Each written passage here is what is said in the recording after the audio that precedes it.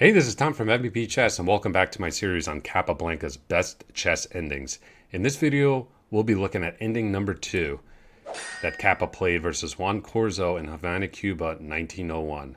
So this is the second game that we've looked at in the match between the Cuban masters.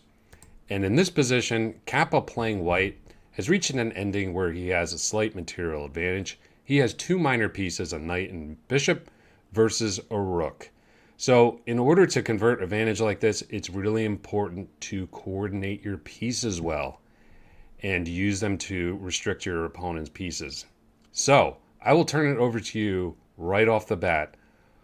White to play in this position. How did Capablanca begin coordinating his bishop and knight to secure the full point? Pause your videos and have a think.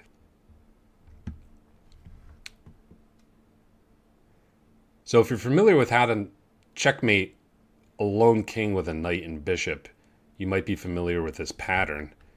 Knight e7, great move. When the knight and bishop are on the same color complex, they do an excellent job of restricting the king.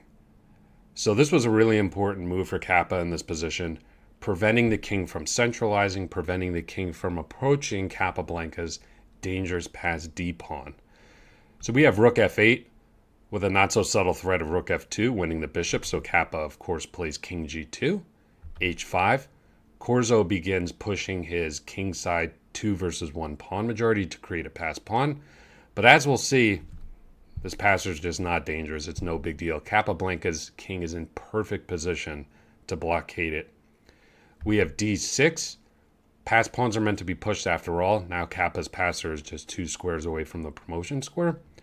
g4, takes.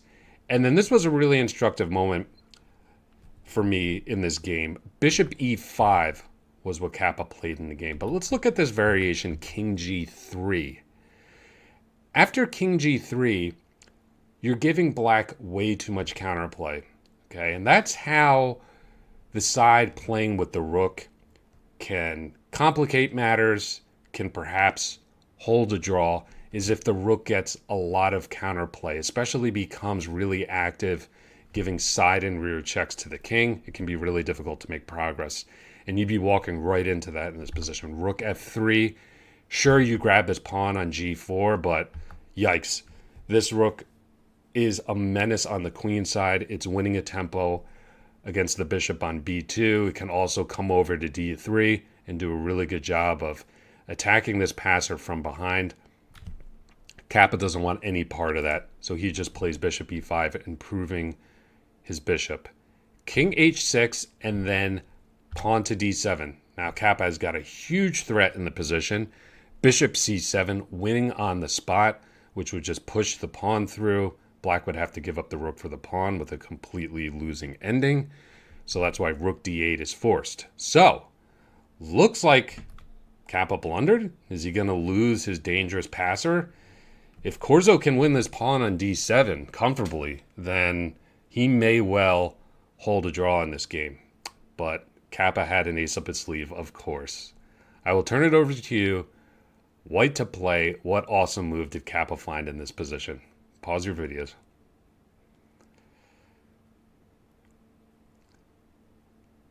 So, congratulations if you found the awesome sacrifice, knight g8.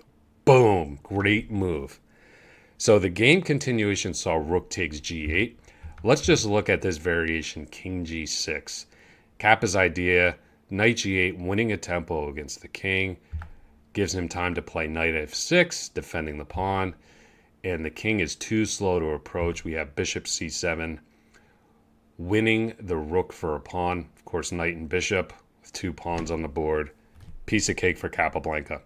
So that's why Corzo played rook takes g8. But after bishop f6, this pawn is going through, and Capablanca has an easily winning ending. Still, it's instructive to see how he brought home the win. So, of course, he promotes his pawn. Corzo gives up the rook.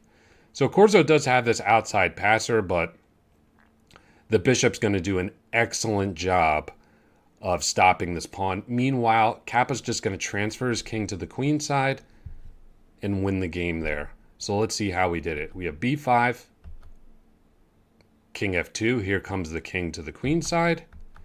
Capa keeps bringing his king over. Corzo pushes now that the king has gone outside the square of the pawn, but the nice thing about the bishop being a long-range piece, can easily stop the promotion of this pawn. Now, these pawns on the queen side are ripe for picking for Capablanca.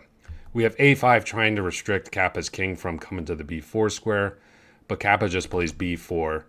And in just a few short moves, Corzo is going to be in zugzwang. He's going to run out of useful moves.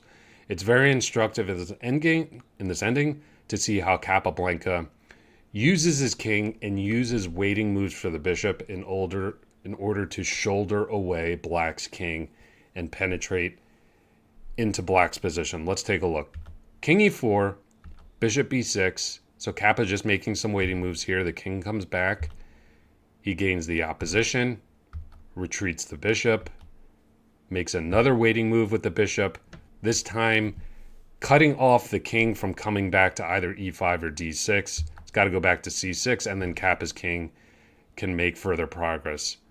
After a4, king e5. Here comes the shouldering procedure. This is the great instructive endgame principle that Capablanca is teaching us in the end here. He is just going to slowly but surely push his way into Black's position and win this pawn on b5.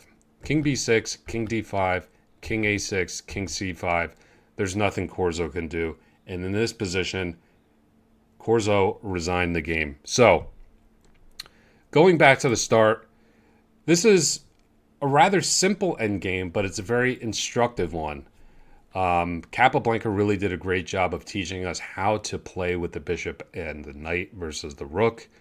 It's all about coordinating those pieces, restricting the king, and also at a key time right here, limiting the counterplay of the rook.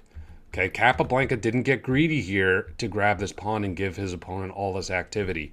He just played bishop e5 and used the minors to restrict his opponent's pieces, and he was able to win a really nice game.